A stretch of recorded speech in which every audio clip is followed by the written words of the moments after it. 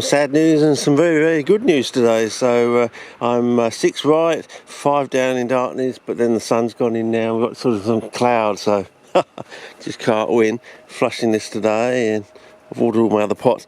This one, nah, sitting in water, started to die off. So whether these are actually going to rot, I don't know.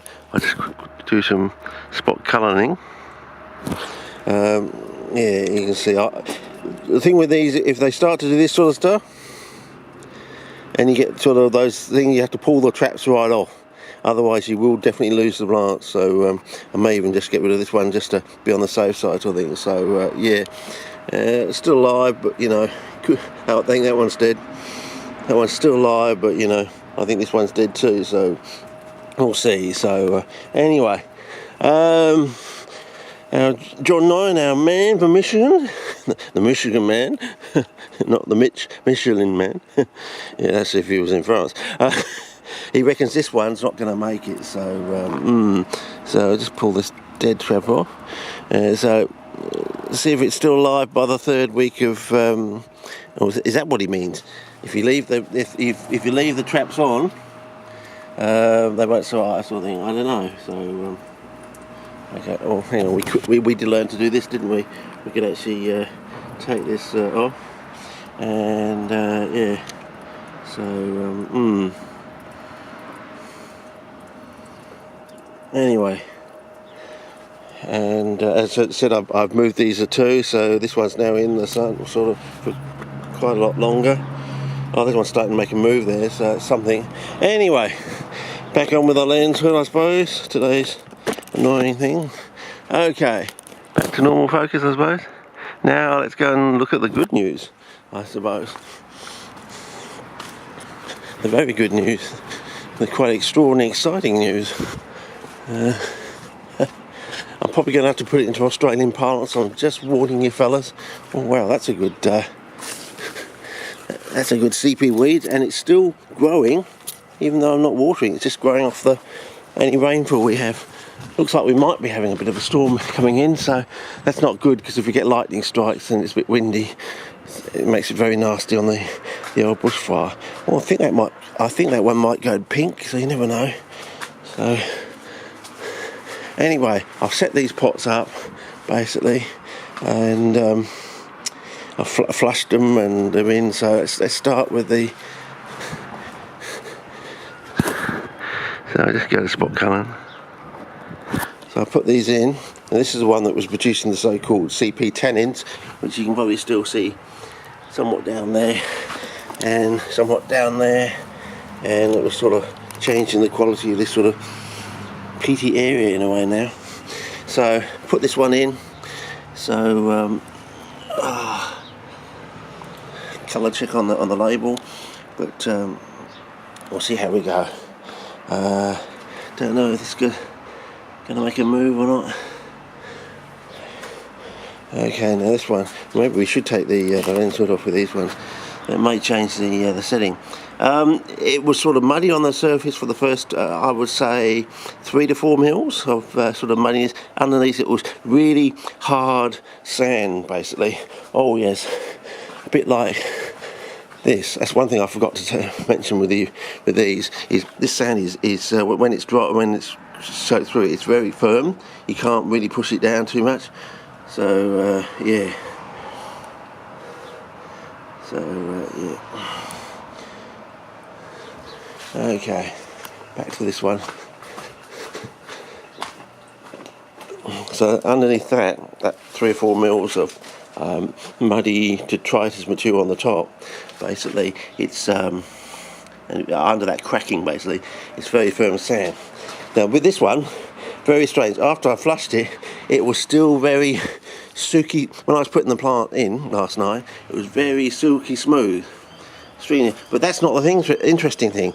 I'll go back to normal focus and maybe put the lens cap on. Maybe that's the wrong thing to do. If I can get that lens cap on. That's one of the things. Yeah, they need a better system of this. It's too. Yeah, there we go. I think it's on. Okay. Have you noticed it's only gone down about half a centimetre from the brim. You know, I brimmed it, and it's only gone half a centimetre. So those 4 eggs are holding basically, and basically it was I did 10 litres of sand. I reckon you only need 9 litres of sand, and that will get rid of this one, basically this 1 litre here, that would disappear, and you just get your bucket worth of sand there. So those 4 eggs are spread over those, the bucket and that one there. I reckon by eye, you probably need 6 eggs, I don't know. And I'm just wondering, if you double it, you know, maybe 8 to 12 eggs, you may be able to hold 2 milk bottles worth of surfactant in the sand. I don't know. That's a lot of surfactant holding sand. So what I'm saying is a very small amount of. So what I'm saying is the triangle seems to be up the other way. You all seem to be all looking for nitrogen to grow the plant. I'm saying it's a little bit of lignoprotein in the materials holding a lot of universal surfactant in the soil, basically. So basically, because the volume hasn't gone down, you're holding basically that whole milk bottle. You know, because there's 2 milk bottles of surfactant in the because we got the 2 there. So I reckon if you use your 6, 8 or 12 eggs, up to probably 12 eggs I would say, which is, if it's like the 1/4 max rule, if we got 32 eggs in a whole milk bottle, we're using 1/4 max sort of thing, we could probably hold 4 milk bottles of surfactant in our 9 litres of sand, basically, which is a hell of a load. And they always say there's something in the soil that makes the traps go red, and you see all these lovely red traps in tissue culture, and I'm just wondering, is that what it is that makes the traps go red? As Stoll said, these plants are glycophytes. So yeah, maybe I need to take that off and get a spot colour just so you can see. Can you see, even though I put it in last night, the new leaf there is quite nice and turgid. Don't know if it's going to make a move, but we'll see how quickly it settles in. But you know how quickly you can actually,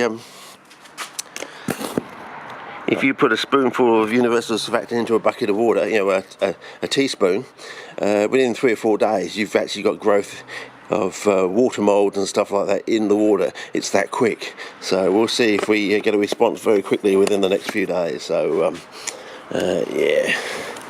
So anyway, see if this one survives as well and how it compares to the one over there.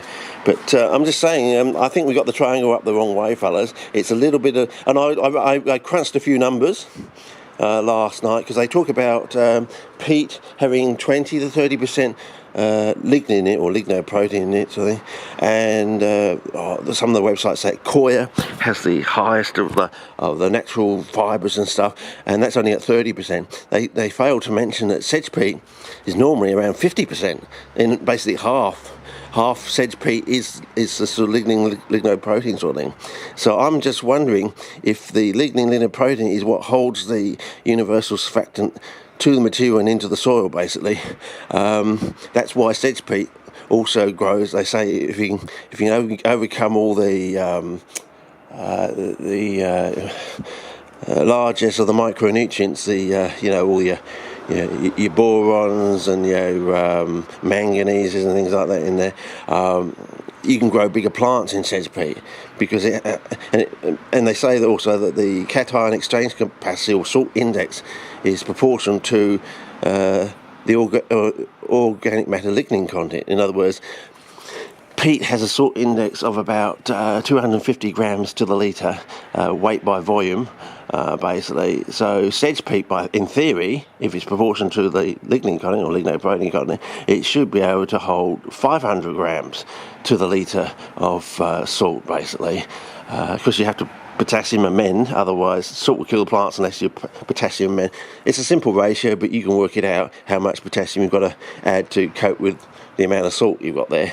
But as I said, implied by experiments with peat and the information about sedge peat and coir, so basically coir has the same lignin content of peat, so it should be able to hold the same amount, have roughly the same salt index as peat, sort of thing. So you should get basically the same sort of growth from coir. But as we learned here, just 4 eggs seem to be able to hold 2 milk bottles basically worth of surfactant. Whether we can get up to 12 eggs and hold 4 milk bottles, I mean, it's basically it seems to be roughly back of the envelope, back of the stamp sort of calculations. Somewhere you can start with 20 to 1 is a good way to start, which is amazing really when you think about it. So considering that Stoll said these plants are glycophytes, I think they may actually be saprophytes. So, and there might actually be 2 groups of CPs, some which are saprophytes and others which are strictly glycophytes. I think the strictly glycophyte ones are the European ones, like Drosophila rotundifoli and things like that, whereas the older world ones are maybe actually so we're seeing things like Drosophila gigantea, ones that grow really big and also can take on a glaucous tinge, might be around the other way sort of thing. But anyway, we've got a lot of work to do in the future, and we've got to see how this goes sort of thing. But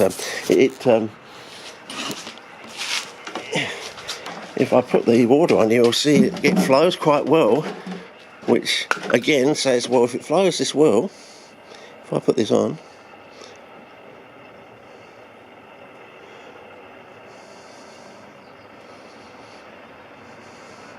and it's still very silky smooth. That's what I'm saying. It's almost like you've got proteinaceous clay in the material sort of thing. So is the other argument? It's just we've turned the egg into like a proteinaceous clay, and that's just what's holding all the particles of sand up to the true volume. We have actually flushed out all the surfactant, but then again, will we get a different growth response now? Your argument says we've got rid of all the stuff that can grow fungi and other stuff, and we shouldn't get a response. But then again, if we're holding that much universal surfactant in the bucket, we should get a different response, surely, because we know that fungi love universal surfactant. That's one of their favourite food, and penicillium can grow on the top of jam jars and things like that. So they can certainly cope with the osmolarity. Oh, that's the other thing. The osmolarity of organics is twice that of inorganics, basically. In other words, you have twice as much surfactant as salt index, basically. So if the salt index of peat is 250 grams to the litre, you should be able to bond 500 grams of universal surfactant to your peat, sort of thing. So so far, we've looked like we've got a 20 to 1 ratio here with the sand, using eggs as a substitute for, in quotes, lignoprotein, or the lignin content of your peat. So if you want to make a simulant for sedge peat, and the sedge peat percentage is 50%, you should be able to get 100% of surfactant attached to your coir. Not coir, so for your sedge peat, or 60% attached to your coir and 60% attached to your peat, if the peat's 20 to 30% or something. So it's a 40 to 60% basically. In other words, as I said, 500 grams per litre for your surfactant for peat, and for your sedge peat it should be 1 kilo per litre. In other words, 1 to 1, which is quite amazing. But we might be able to show using eggs we can get something similar just using a sand culture, the universal standard. Anyway, I'm starting to set up now to work on continuing my summer project sort of thing. So we'll see how we go with that sort of thing.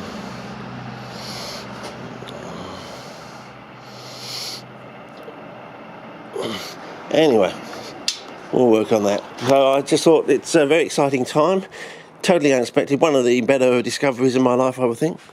Yeah, one of the most, as we say in Australia, it's just bloody fucking amazing. Anyway, over and out. See ya.